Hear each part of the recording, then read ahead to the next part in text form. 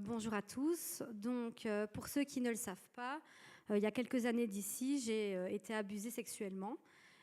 Et donc, il y a plus ou moins 2 ans de ça, on m'a diagnostiqué de l'endométriose.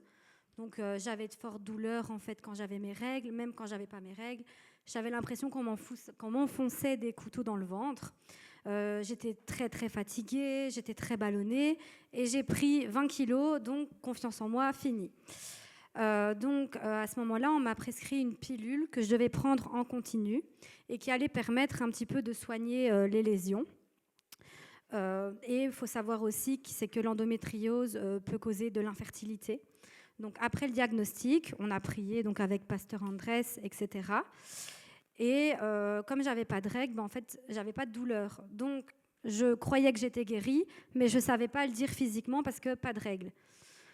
Donc après, j'ai rêvé il y a quelques mois d'ici que je devais arrêter la pilule. Donc du jour au lendemain, j'ai décidé d'arrêter. Ensuite, arrivent les premières règles, rien du tout, pas de douleur. Donc là, je me dis, ça y est, je suis guérie, c'est top. Le mois passé, c'était la crise. J'étais couchée, allongée, je ne savais pas bouger pendant 3 jours. J'avais été chez une amie, c'était la cata. Donc là, j'ai commencé un petit peu à douter. Puis, le 6 juillet, j'ai eu un rendez-vous chez la gynécologue.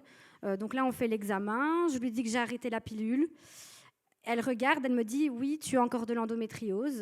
Donc là, je panique un peu, j'envoie des messages à tout le monde. « Priez pour moi, s'il vous plaît, s'il vous plaît ». De là, elle me dit « Tu as 6 mois pour reprendre la pilule. C'est à toi de voir, parce que si tu la prends trop tard, en fait, elle ne fera plus effet. Donc, tu auras mal toute ta vie. » Donc là, panique. Je me dis non, je crois, Dieu m'a dit que c'était fait, j'arrête. On part en vacances avec Sephora et premier jour, arrivé à l'aéroport de Charleroi, bam, les règles. Je lui dis non, ça va pas aller, ça va pas aller. J'avais pris plein d'antidouleurs, etc.